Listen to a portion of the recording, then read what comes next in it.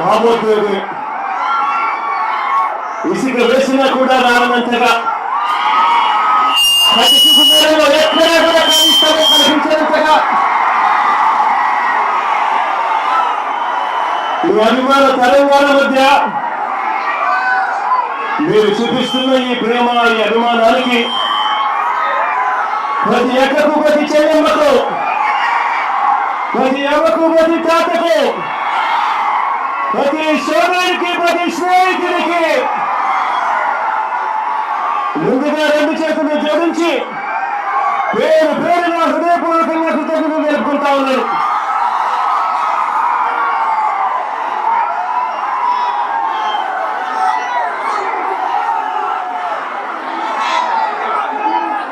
ఈరోజు ఆక్వా రైతాంగం సమస్యల సుడిగుండంలో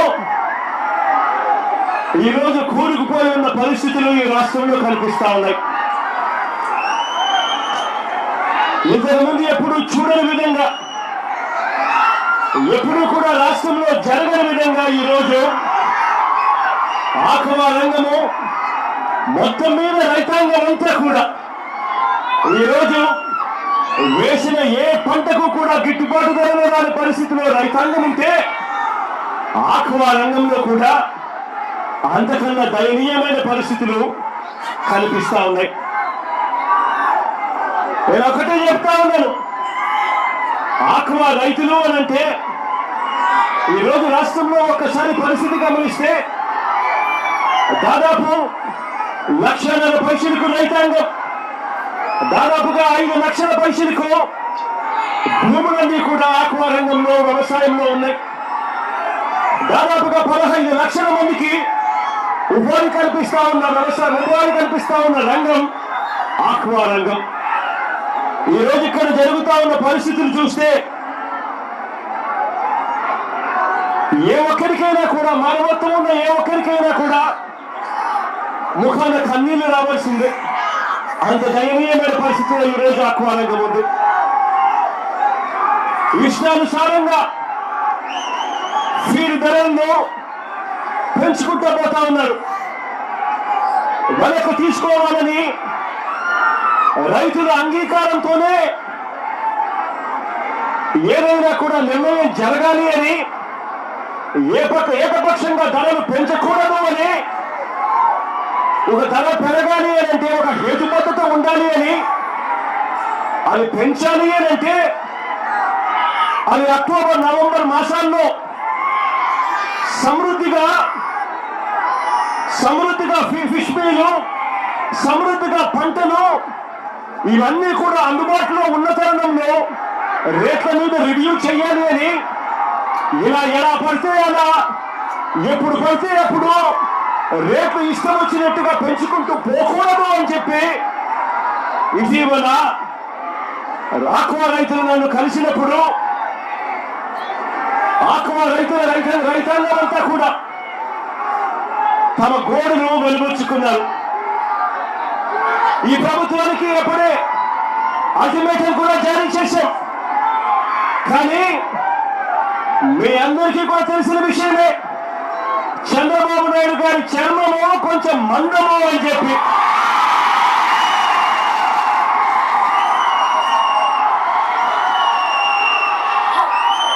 దున్నపోతు మీద వర్షం పడినా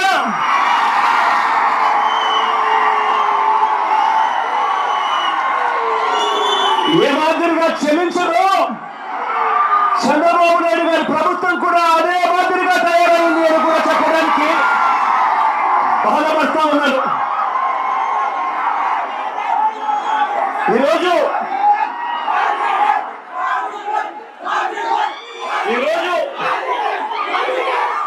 మన కర్మ ఏమిటి అని చెప్పి ఒకసారి గమనించినట్లయితే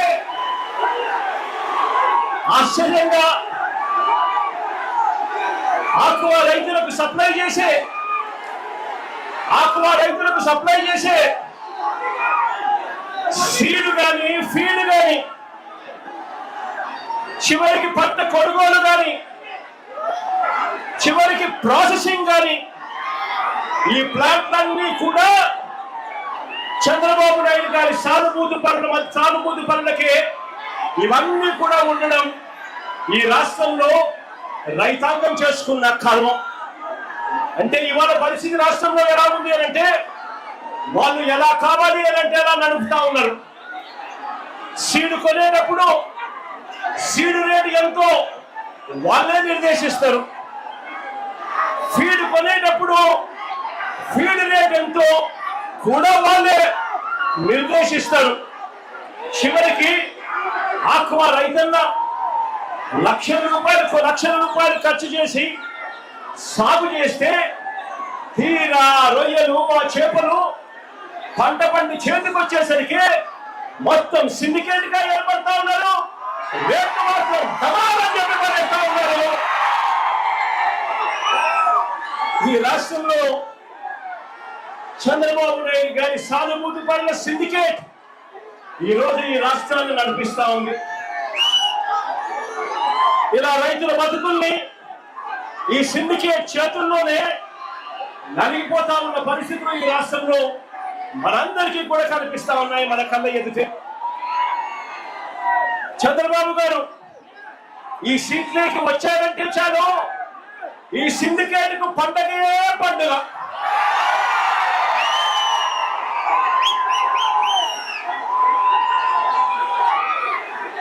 మన రైతులకు మాత్రం కన్నీళ్ళే కన్నీళ్ళు.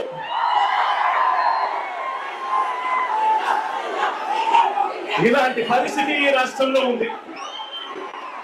మొట్టమొదటిసారిగా ఇలాంటి పరిస్థితులు మార్చాలి అని చెప్పి తాపత్రయపడిన ప్రభుత్వం ఎప్పుడైనా వచ్చింది అని అంటే అది వైఎస్ఆర్సీపీ ప్రభుత్వం అని చెప్పి కూడా గర్వంగా చెప్పగలుగుతాను.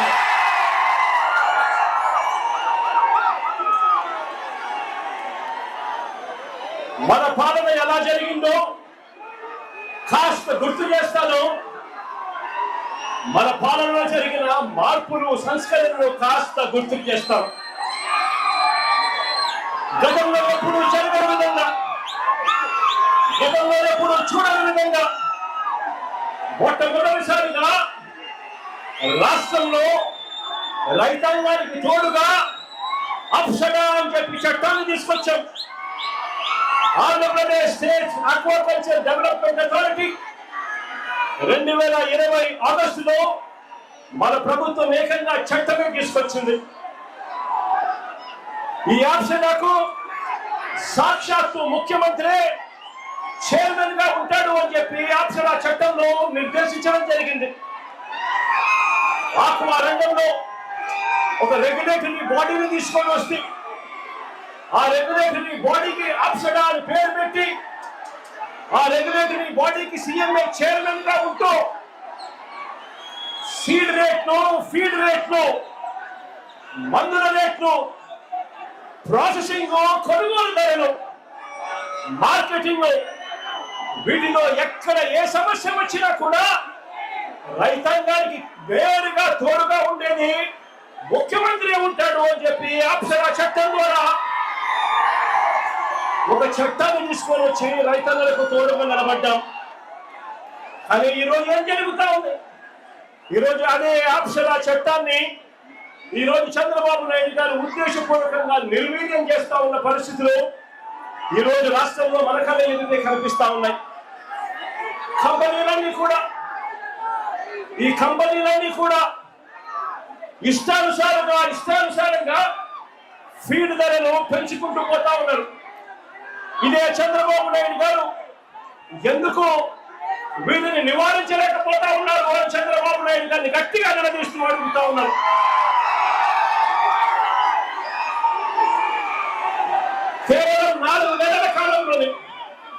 కేవలం 4 నెలల కాలంలోనే అంటే మొన్న ఫిబ్రవరిలో ఒకసారి రేటు పెంచాను.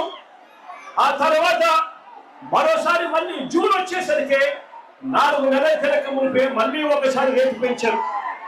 ఏకంగా కేజీకి 14 రూపాయల నుంచి 16 రూపాయల ఫీడ్ రేట్లు ఎడా పెడా పెంచుకుంటూ పోయారు.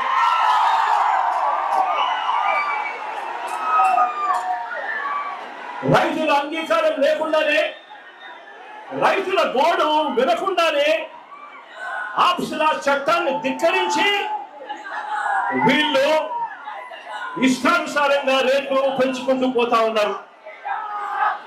ఆశ్చర్యం ఏమిటి అంటే ఒకవైపున రేటు చూస్తే 4 నెలల కిందట మునిపే ఏదన్నా కేజీకి 14 రూపాయల నుంచి 16 రూపాయల ఆక్వా రేటు ఫీడ్ రేటు పెంచారు. పెంచి తూతూ మంత్రంగా చంద్రబాబు గారు చెప్పారు అన్నట్టు 2 రూపాయలు తగ్గించారు. నేను అడుగుతా ఉన్నాను, కేజీకి పెంచింది 4 నెలల కిందట మునిపే 14 రూపాయల నుంచి 16 రూపాయలు పెంచింది ఎక్కడ? తగ్గించింది కేవలం ముస్టేషన్ 2 రూపాయలు తగ్గించడం అంటే ఏమిటి అని అడుగుతా ఉన్నా. ఇది ఎలా ఉంది అంటే చంద్రబాబు నాయుడు గారి భాషలో చెప్పాలి అంటే 100 కొరడాల దెబ్బలు కాదు 98 కొరడాలే అని చెప్పినట్టుగా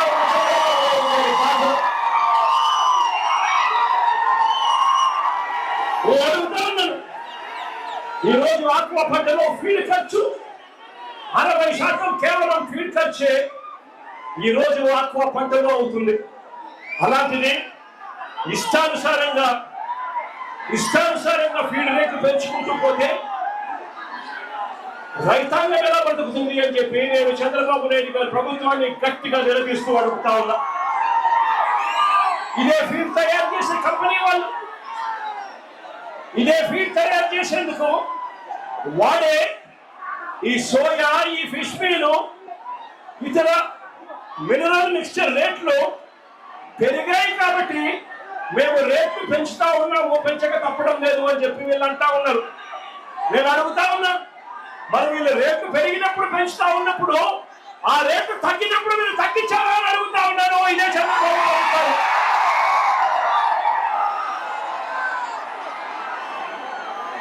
రేట్లు పెంచడానికి ఒక హేతుబద్ధత అనేది ఉండాలి.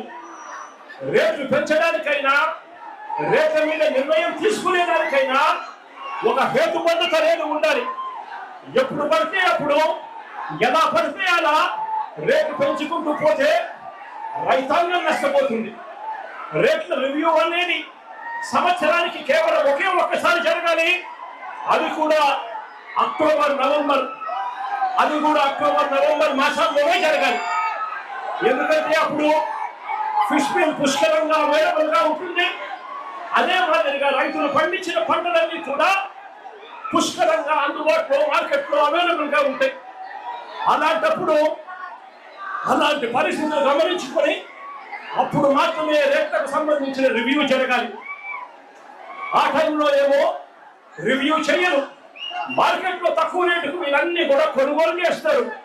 ఆ తర్వాత కొరత ఉంది అని చెప్పి ఒక కారణం తర్వాత ఎప్పుడో చూపించి ఇష్టం వచ్చినట్టుగా రేట్లు పెంచుకుంటూ పోతా ఉన్నారు ఈ సిండికేట్ కంపెనీల సామ్రాజ్యం. నేను చెప్తా ఉన్నాను, ఇదే మాదిరిగా వైఎస్ఆర్సీపీ ప్రభుత్వం ఉన్నప్పుడు, ఇదే మాదిరిగా మన ప్రభుత్వంలో 5 సంవత్సరాలలో 3 సార్లు కంపెనీలు ఇదే మాదిరిగా ఫీడ్ ధరలు పెంచితే, కంపెనీలు పెంచితే ఆప్షన్ ద్వారా సీఎం ముఖ్యమంత్రిగా నేతృత్వంలోనే ఏకంగా రేటు పూర్తిగా తగ్గించిన కార్యక్రమం జరిగింది అంటే అది వైఎస్ఆర్సీపీ ప్రభుత్వంలోనే అని చెప్పి కూడా గర్వంగా చెప్తా ఉన్నాను. 3 సార్లు కంపెనీలు పెంచిన ఫీడ్ ధరలను వెనక్కి తీసుకునేలా చేశారు అని చెప్పి కూడా ఈ సందర్భంగా రైతులపై వైఎస్ఆర్సీపీ ప్రభుత్వానికి ఉన్న ప్రేమను చాటి చెబుతూ మన ప్రభుత్వం వైఎస్ఆర్సీపీ ప్రభుత్వంలో ఆ ధరలే సాక్ష్యమని కూడా చెప్తా ఉన్నారు. ఆశ్చర్యం ఏమిటి అంటే రొయ్యలకు గిట్టుబాటు ధర కల్పన విషయంలో కూడా రొయ్యలకు గిట్టుబాటు ధర కల్పన విషయంలో కూడా గతంలో కూడా ఎప్పుడూ లేని విధంగా మన ప్రభుత్వమే కృషి చేసింది. ప్రతి 15 రోజులకు ఒకసారి అంతర్జాతీయ మార్కెట్లో రొయ్యల రేట్లను ప్రతి 15 రోజులకు ఒకసారి సమీక్షిస్తూ ప్రతి రైతుకు ప్రభుత్వం నిర్దేశించిన మద్దతు ధర తగ్గకుండా ఆ 5 సంవత్సరాలలో రైతాంగానికి తోడుగా ఉన్న పరిస్థితులు ఒక్క వైఎస్ఆర్సీపీ ప్రభుత్వ హయాంలోనే వచ్చాయి. కరోనా లాంటి కష్ట సమయంలో కూడా రైతులకు అండగా నిలబడి మినిమం సపోర్ట్ ప్రైస్ 230 రూపాయలకు ఎట్టి పరిస్థితుల్లో 100 కౌంట్లు తగ్గకూడదు అని చెప్పి ఏకంగా చట్టం చేసి మరి రైతులకు అండగా నిలిచిన పరిస్థితి ఒక్క మన ప్రభుత్వంలోనే జరిగిందని కూడా నేను చెప్తా ఉన్నా. ఈ రోజు రైతాంగం పరిస్థితి ఏమిటి అంటే, ఈ రోజు రైతాంగం ఉత్పత్తి ఖర్చు చూస్తే 275 రూపాయలు కేజీకి పెరిగిన పరిస్థితులు. ఇష్టం వచ్చినట్టుగా ఫీడ్ రేట్లు పెరుగుతా ఉన్నాయి, ఇష్టం వచ్చినట్టుగా సీడ్ రేట్లు పెరుగుతా ఉన్నాయి. కానీ పంట కొనుగోలు రేటు వచ్చేసరికి పంట కొనుగోలు రేటు ఈ రోజుకి కూడా కేజీ 230 రూపాయలు దాటని పరిస్థితి ఈ రోజు కూడా కనిపిస్తా ఉన్నాయి.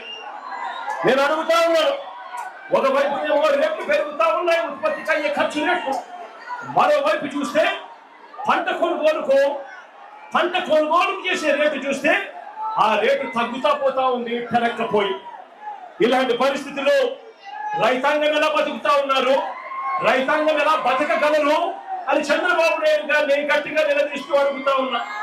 అయ్యా చంద్రబాబు గారు, ఈ సిండికేట్ తో మీరు కుమ్మక్కై నీకింత నాకింత అని చెప్పి మీరు చేస్తా ఉన్న ఈ పోకని మార్చుకోవాలి అని చంద్రబాబు నాయుడు గారికి పిలుపునిస్తా ఉన్నాను.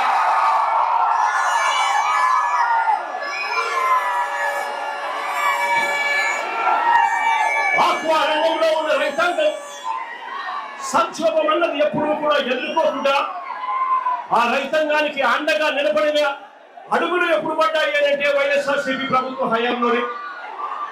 అంతవరకు ఎప్పుడు చూడని విధంగా, గతంలో ఎప్పుడు జరగని విధంగా రూపాయలకే కరెంట్ ఇచ్చిన ప్రభుత్వం ఏదైనా ఉంది అంటే అది వైఎస్ఆర్సీపీ ప్రభుత్వం.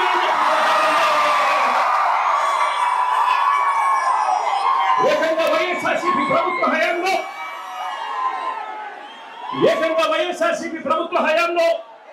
57 నెలల పాటు అంటే 5 సంవత్సరాలంటే 60 నెలలు, అందులో ఏకంగా 57 నెలల పాటు ఏకంగా 3,306 కోట్ల రూపాయలు సబ్సిడీ భరించి రూపాయలకే రైతాంగానికి విద్యుత్ ఇచ్చిన ఘనత ఒక వైఎస్ఆర్సీపీ చెప్తాము. అదే చంద్రబాబు నాయుడు గారు 5 సంవత్సరాల పరిపాలన చూసుకుంటే 2014 నుంచి 2019 మధ్య జరిగిన ఆయన పరిపాలనలో ఆక్వా రైతాంగం కరెంట్ యూనిట్ రేటు ₹3.85 చొప్పున చంద్రబాబు నాయుడు గారు అప్పట్లో రైతాంగాన్ని బాగాడు. ఆ తర్వాత జగన్ పాదయాత్ర మొదలైన తర్వాత జగన్ ఎప్పుడైతే ఆక్వా రైతులకు రూపాయలకే కరెంట్ ఇస్తాడు అని చెప్పి పాదయాత్రలో చెప్పిన తర్వాత ఎన్నికలకు 4 నెలల ముందు మాత్రం చంద్రబాబు నాయుడు గారు ₹2కే తగ్గిస్తూ ఒక జీవో జారీ చేశాడు. కానీ ఈ పెద్ద మనిషి కేవలం జీవో మాత్రమే జారీ చేశాడు తప్ప ఆ 4 నెలలకు సంబంధించిన సబ్సిడీ కూడా వైఎస్ఆర్సీపీ ప్రభుత్వం వచ్చిన తర్వాత ఆ 451 కోట్ల రూపాయలు కూడా వైఎస్ఆర్సీపీ ప్రభుత్వం భరించింది అని కూడా ఈ సందర్భంగా గర్వంగా చెప్తా ఉన్నా. చంద్రబాబు నాయుడు గారి ప్రభుత్వం ప్రతి అడుగులోనూ కూడా మోసం మోసం మోసం అనే పదాలు కనిపిస్తాయి. సూపర్ 6, సూపర్ 7 హామీలు ఏ మాదిరిగా చంద్రబాబు నాయుడు గారు మోసాలతో అడుగులు ముందుకు వేశాడు. ఎన్నికలప్పుడు బాండ్లు ప్రతి ఇంటికి పంపిణీ చేసి ఏ మాదిరిగా ప్రజలు చంద్రబాబు నాయుడు గారు మోసం చేశారు, అదే మాదిరిగా ఆక్వా రైతులను కూడా చంద్రబాబు నాయుడు గారు ఇదే మాదిరిగానే మోసం చేస్తూ వచ్చారు. ఇదిగో చంద్రబాబు నాయుడు గారి మేనిఫెస్టో, ఆక్వా రైతులకు సంబంధించి చంద్రబాబు నాయుడు గారి మేనిఫెస్టో,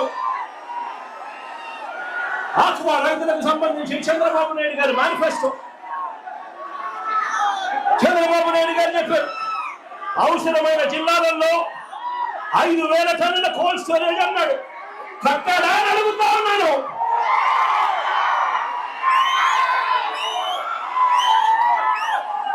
జోన్ తో సంబంధం లేకుండా జోన్ వెలుపల ఉన్న చెరువులకు కరెంట్ సబ్సిడీ ఇస్తానని హామీ ఇచ్చాడు.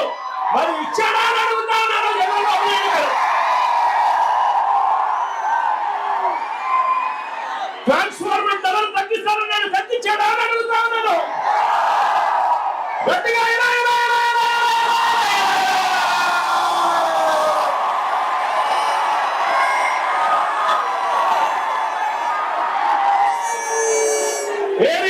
సబ్సిడీ ఇస్తానన్నాడు, ఇచ్చాడా అని అడుగుతా ఉన్నాను.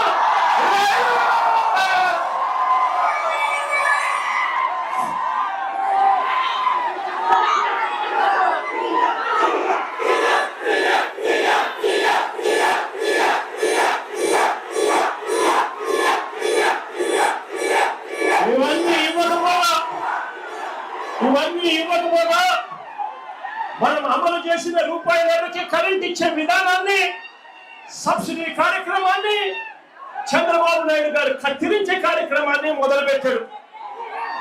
కొత్తగా ఇప్పుడే జీవో ఇచ్చాడు. ఈ మధ్య కాలంలోనే GO number RT 169, GO number RT 169, GO number RT 169 ఇచ్చాడు. దీని ప్రకారం పవర్ ఫ్యాక్టర్ 0.90 నుంచి 0.95 నుంచి 0.95 మధ్య రైతులు మెయింటైన్ చేయాలని చెప్పి చంద్రబాబు నాయుడు గారు రూల్ పెట్టాడు. నేను అడుగుతా ఉన్నా, ఆక్వా రైతులు సాధారణంగా వాడే ఈ మోటార్లలో పవర్ ఫ్యాక్టర్ 0.78 మాత్రమే ఉంటుంది. ఆక్వా రైతులు వాడే ఈ మోటార్లలో పవర్ ఫ్యాక్టర్ పెరగాలి అంటే మళ్ళీ రైతులను కెపాసిటర్లు కొనాలి. కెపాసిటర్లు కొంటేటప్పటి నుంచి పవర్ ఫ్యాక్టర్ పెంచే కార్యక్రమం జరగదు. మరోవైపున చూస్తే కొత్తగా ట్రాన్స్ఫార్మర్లు ఇవ్వడం మానేశారు. కొత్తగా ట్రాన్స్ఫార్మర్లు ఇచ్చే కార్యక్రమానికి మానేసి చంద్రబాబు నాయుడు గారు ఇంకా దారుణంగా ఏం చేస్తా ఉన్నాడు అనంటే, కొత్తగా కెపాసిటర్ల సంగతి దేవుడెరుగు, కొత్తగా కనెక్షన్లు ఇచ్చే వాటికి ఏకంగా పెండింగ్ లో ఉన్న వెంటనే తెలుసా, ఏకంగా 12,000 కనెక్షన్లు 12,000 కనెక్షన్లు ఈ రోజు పెండింగ్ లో ఉన్నాయి. కొత్తగా కనెక్షన్లు ఇవ్వడం లేదు, ట్రాన్స్ఫార్మర్లు ఇవ్వడం లేదు. పవర్ ఫ్యాక్టర్ పేరుతో చంద్రబాబు నాయుడు గారు ఆక్వా రైతులను అన్యాయం చేస్తా ఉన్నాడు. మరోవైపున ఇదే చంద్రబాబు నాయుడు గారు ఏం చేస్తా ఉన్నాడు అనంటే, ఇదే చంద్రబాబు నాయుడు గారు కోతల మీద కోతలు వేస్తా ఉన్నాడు. ట్రాన్స్ఫార్మర్లకు ఇచ్చేది 3 ఫేజ్ కరెంట్ కాకుండా కేవలం సింగిల్ ఫేజ్ కరెంట్ ఇచ్చి కోతల మీద కోతలు వేస్తూ రైతాంగం అల్లాడట్టుగా చేస్తా ఉన్నాడు చంద్రబాబు నాయుడు గారు. ఈరోజు రైతాంగం జనరేటర్లు పెట్టుకుని ఈరోజు ఆక్వా సాగు చేయాల్సిన పరిస్థితిలో ఈ రోజు రైతాంగం ఉంది. నేను అడుగుతా ఉన్నాను, జనరేటర్లకు పెట్టుకొని ఆక్వా రైతులు సాగు చేయాలి అంటే ఇది సాధ్యమయ్యేదా అని అడుగుతా ఉన్నాను. 2 చేతులు పరిగెత్తి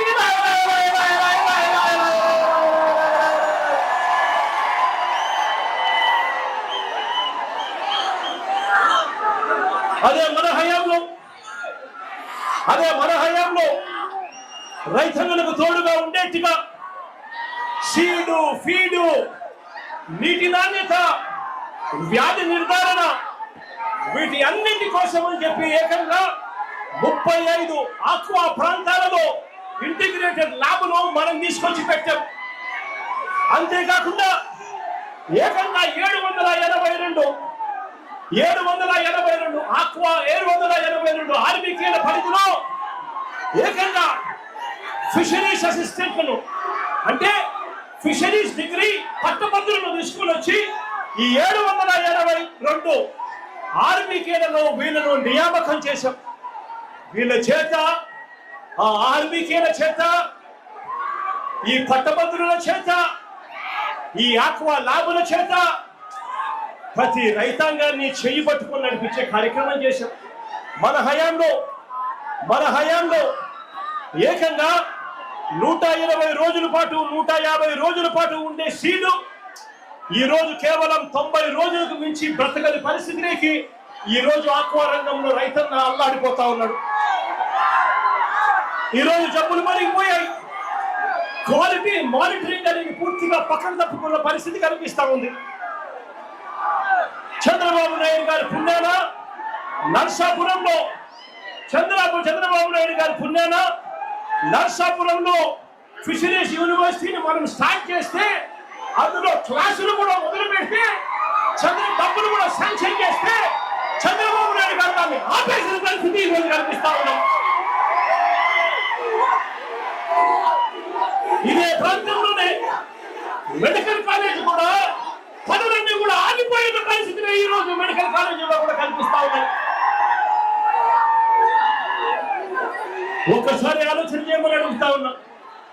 మనసున్న పాలకుడు ఉంటే, రైతాంగం పట్ల నిజమైన ప్రేమ చూపించే పాలకుడు ఉంటే, మన హయాంలో వైఎస్ఆర్సీపీ ప్రభుత్వ హయాంలో చేపలు రొయ్యల ప్రొడక్షన్, చేపలు రొయ్యల ఉత్పత్తులు చంద్రబాబు నాయుడు గారి హయాంలో 39 లక్షలు టన్నులు ఉంటే, వైఎస్ఆర్సీపీ ప్రభుత్వ హయాంలో అవి ఏకంగా 51 లక్షల టన్నులు పెరిగాయని చెప్పి కూడా గర్వంగా కూడా చెప్పగలుగుతారు. మనం తీసుకొచ్చిన ఈ విప్లవాత్మక మార్పుల వల్ల రైతాంగాన్ని చేయి పట్టుకుని నడిపించినందువల్ల 2018-19లో చంద్రబాబు నాయుడు గారి హయాంలో రాష్ట్రం నుంచి ఎగుమతులు విలువ 13,855 కోట్ల రూపాయలైతే 2023 అంటే వైఎస్ఆర్సీపీ ప్రభుత్వ హయాంలో ఆక్వా ఎగుమతుల విలువ ఏకంగా 20,000 కోట్ల రూపాయలు కూడా చెప్పగలుగుతారు. అంతేకాదు చంద్రబాబు నాయుడు గారి హయాంలో 86% ఉన్న యాంటీబయాటిక్స్ అవశేషాలు, అంటే యాంటీబయాటిక్స్ రెసిడ్యూ, యాంటీబయాటిక్స్ అవశేషాలు చంద్రబాబు నాయుడు గారి హయాంలో 86% ఉంటే, అదే వైఎస్ఆర్సీపీ ప్రభుత్వ హయాంలో దాన్ని ఏకంగా 20% తగ్గించామని చెప్పి కూడా కారణంగా చెప్తా ఉన్నాం. ఇలా తగ్గించగలిగాం కాబట్టి ఎక్స్పోర్ట్స్ పెరిగాయి, తగ్గించగలిగాం కాబట్టి రైతాంగాన్ని చేయి పట్టుకుని నడిపించగలిగాం కాబట్టి ఉత్పత్తి పెరిగింది. 2021-22 వైఎస్ఆర్సీపీ ప్రభుత్వ హయాంలో, 2023-24 వైఎస్ఆర్సీపీ ప్రభుత్వ హయాంలో వరుసగా బెస్ట్ మెరైన్ స్టేట్ అవార్డును సెంట్రల్ గవర్నమెంట్ చేత వైఎస్ఆర్సీపీ ప్రభుత్వ హయాంలో రాష్ట్రం చెప్పగలుగుతాం. ఇవన్నీ మనసున్న ప్రభుత్వం మనసు పెట్టి చేస్తే రైతులను ఎలా ఆదుకోగలుగుతుంది, రైతులకు ఎలా తోడుగా నిలబడగలుగుతుంది అని చెప్పడానికి ఈ రెండు ప్రభుత్వాల మధ్య తేడా కనిపించేట్టుగా మీ అందరికీ కూడా సవివరంగా వివరించడం జరిగింది. ఇవాళ ఈ సందర్భంగా మీ అందరికీ కూడా నేను ఒకటే హామీ ఇస్తా ఉన్నాను. మీ అందరికీ కూడా ఒకటే హామీ ఇస్తా ఉన్నాను. మీ కష్టాలు నాకు తెలుసు.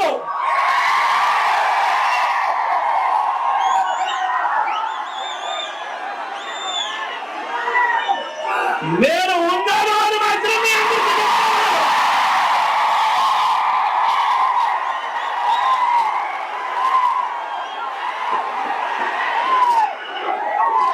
చూస్తూ 2 సంవత్సరాలు దాటిపోయింది. కళ్ళు మూసుకొని కళ్ళు తెరిచేసరికి మనం 3 సంవత్సరాలు కూడా పోతాయి. ఆ తర్వాత రైతుల ప్రభుత్వం వస్తుందని చెప్పి కూడా ఈ సందర్భంగా చెప్పగలుగుతాం. మళ్ళీ అంశమా పూర్వ వైభవంలోకి వస్తుంది. ముఖ్యమంత్రి చైర్మన్ గా కూర్చుంటాడు. ఈ సిండికేట్ లో పూకటి వేలతో నరికేస్తాడు అని చెప్పి కూడా ఈ సందర్భంగా తెలియజేస్తాం.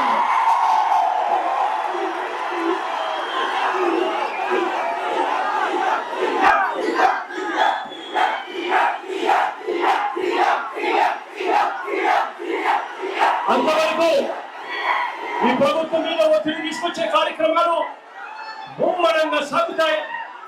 వైఎస్ఆర్సీపీ ప్రభుత్వం ఆక్వా రైతులకు, రైతాంగానికి అన్ని పంటలు కోల్పోయి ఉన్న ఈ రాష్ట్రంలో రైతాంగానికి ప్రతి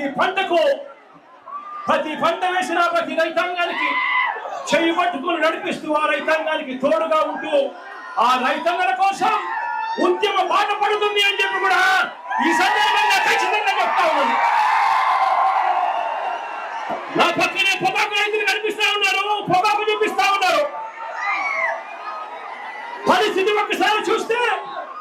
వరుసగా 2 ఏళ్ళు పొగాకు పంటకు గిట్టుబాటు ధర రైతులకు రాక రోడ్లు రైతు ఎక్కుతా ఉన్నారు.